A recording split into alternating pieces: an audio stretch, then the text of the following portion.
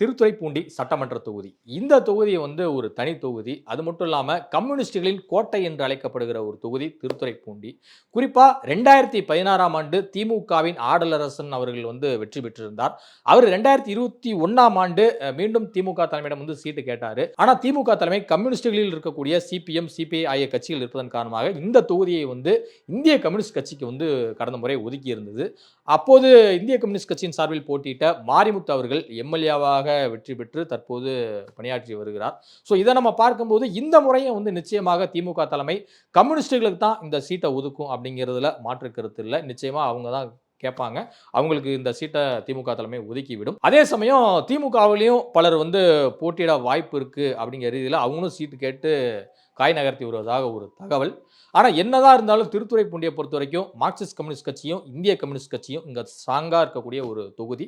So அப்படி பார்க்கும்போது இது மீண்டும் கூட்டணி கட்சிகளான கம்யூனிஸ்டுகளுக்கே வழங்கப்படும் என்பதில் மாற்று கருத்தில்லை.